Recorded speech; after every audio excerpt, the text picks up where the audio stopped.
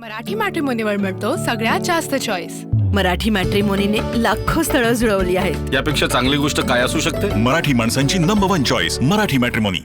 देखिए, मैं आपको बताना चाहता हूँ, अगर आप पिछले 70 सालों में देखें तो कभी ऐसा नहीं हुआ कि किसी सरकार ने या किसी सारे समाज के लिए कोई ऐसा नारा बनाया। ये भारत की पहली ऐसी सरकार है जो इस देश के प्रधानमंत्री श्री नरेंद्र मोदी जी जो है, उन्होंने ही सबका साथ, सबका विकास और सबका विश्वास का नारा लगाया। तो आज से पिछले 70 सालों में ये नारा कभी भी नहीं लगा, और ऐसे आरोप लगाना ये बिल्कुल बेबुनियाद है। और महाराष्ट्र की जो गवर्नमेंट है श्री देवेंद्र फडणवीस जी की, वो माइनॉरिटीज़ के साथ सही कामों के लिए खड़ी है। कोई भी अगर माइनॉरिटीज़ का व्यक्ति अगर ये बोलता है कि मैं माइनॉरिटीज़ हूँ और मैं गलत काम करूँगा, तो सरकार कायदे से चलती है, कायदे से काम करती है। यहाँ पे अगर आप देखोगे तो सरकार के कुछ लोगों ने अगर सरकार के विरोध में जाकर भी काम किया है तो उस पर भी एफआईआर हुई है। इससे पहले भी माइनॉरिटीज़ में बहुत सारी कंप्लेंटें थी, बहुत सारे चर्चों की, बहुत सारे जगह माइनॉरिटीज़ पे कुछ हमला होता तो उस पर कार्रवाई भी हुई है। ऐसा नहीं कि कार्रवाई नहीं हुई है, लेकिन यहाँ पर किसी भी समाज के या किसी भी ऐसे व्यक्ति को, कोई पॉलिटिकल व्यक्ति हो या किसी दल का व्यक्ति हो, उसको गलत कार्य करने नहीं दिया जाएगा। क्योंकि यह महाराष्ट्र जो चलता है और जो पूरा देश जो चलता है वो कायदे से चलता है। कायदे में जो होगा वो किया जाएगा, बेकायदेशीर किसी को भी करने नहीं दिया जाएगा। तो इस पूरे मामले में जिस तरह से केरल के मुख्यमंत्री ने आरोप लगाया राष्ट्रीय स्वयंसेवक संघ पर, इस पर आयोग किस तरह देख रहा है? देखिए, संघ जो है वो नागपुर में बैठा है, घटना अमरावती के पास की है, उनका क्या लेना देना उस घटना से? फालतू में किसी को बदनाम करना ये बिल्कुल ठीक नहीं है। और पुलिस इसकी जांच कर रही है कि सही क्या है, गलत क्या है, आपके सामने आ जाएगा। मैं आपको बता रहा हूँ कि महाराष्ट्र में जो भी चीज़ें चलती है वो कायदे से चलती है। यहाँ पे बेकायदेशीर, चाहे वो कोई पार्टी का व्यक्ति हो, चाहे किसी दल का हो, अगर वो गलत करता है तो अल्पसंख्यक आयोग जो है उस पर जरूर कार्रवाई करेगा। लेकिन यदि कोई इस बात का भी फ़ायदा उठा रहा है कि मैं माइनॉरिटीज़ और मैं कुछ गलत कर लूँ, तो ये भी ठीक नहीं।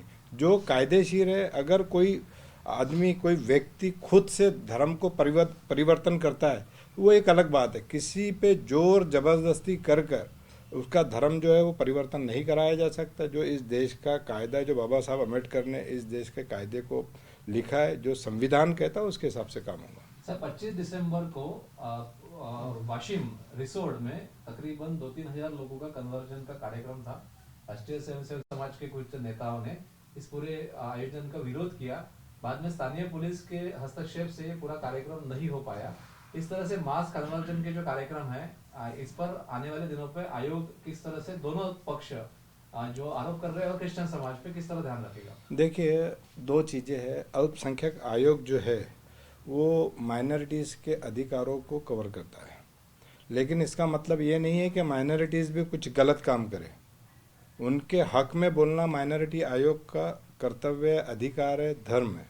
लेकिन अगर कोई माइनॉरिटीज़ इस बात का फ़ायदा लेता है कि नहीं मैं माइनॉरिटीज़ में हूँ और मैं गलत कार्य करूँगा, तो इस देश में एक कानून है, कायदा है, महाराष्ट्र का कानून है, कायदा है, उस हिसाब से काम होगा। जो भी गलत रहेगा उस पर कार्रवाई की जाएगी। मोहन भागवत इन्होंने छत्तीसगढ़ के कार्य सभी का है, यहाँ पे भेदभाव नहीं होना चाहिए, और जो सामाजिक समरसता है, कुटुंब है, इसके ऊपर पर्यावरण, इस बात जो मूल्य है उसके ऊपर ध्यान देना चाहिए। ये काम अभी संघ देश में करने वाला, आप किस तरह देखते हैं? नहीं, बिल्कुल सही है। देखिए, मैं वही तो आपको बोल रहा हूँ कि पिछले 70 सालों में कभी ऐसा नारा दिया नहीं गया है कि सबका साथ, सबका विकास, सबका विश्वास और सबके लिए प्रयास।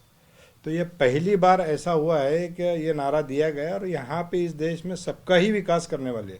ऐसा नहीं कि हिंदुओं का विकास होगा तो मुसलमानों का नहीं होगा, और मुसलमानों का होगा तो क्रिश्चियन का नहीं होगा, क्रिश्चियन का होगा तो सिखों का नहीं होगा, और सिखों का होगा तो पारसी का नहीं होगा, पारसी का होगा तो जैनों का नहीं होगा। इसमें सरकार सबका ही विकास करने वाली है। सरकार का अगर आप 15 पॉइंट एजेंडा देखें तो खास करके माइनॉरिटीज़ के लिए उन्होंने बहुत कुछ दिया है। अब माइनॉरिटीज़ को इसका फ़ायदा नहीं दिया गया, ये एक अलग बात है। तो ये आपको सोचना पड़ेगा, जो देश जिस हिसाब से तरक्की कर रहा है सबको साथ में ही लेके तरक्की करेगा। और महाराष्ट्र के मुख्यमंत्री श्री देवेंद्र फडणवीस जी हमेशा एक बात कहते हैं कि जिस देश में माइनॉरिटी सुरक्षित नहीं वो देश कभी भी तरक्की नहीं कर सकता।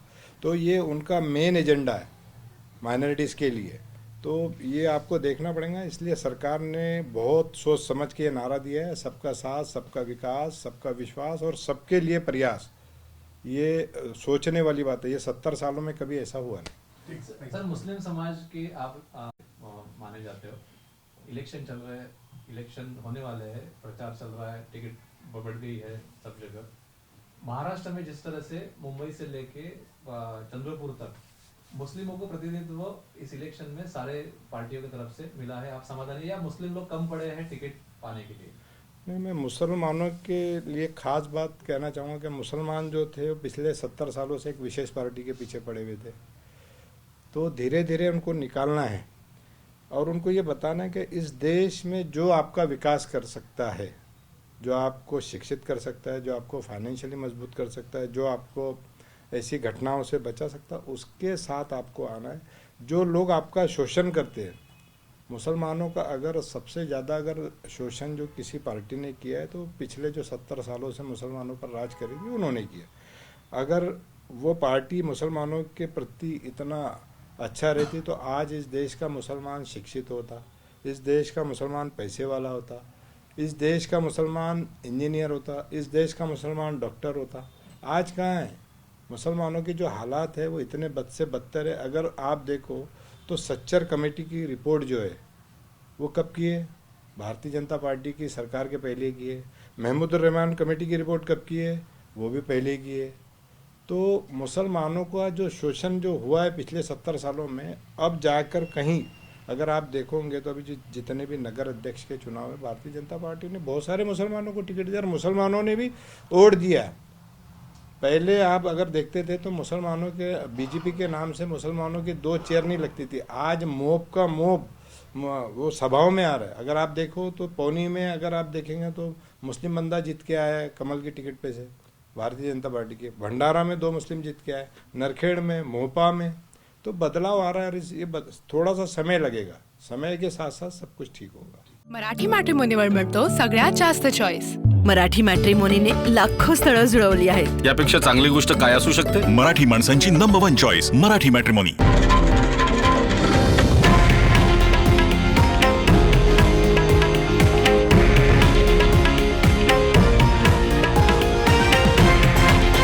हे आहे देशातील नंबर 1 न्यूज नेटवर्क आणि आपण पाहत आहात TV9 मराठी, एकमेव।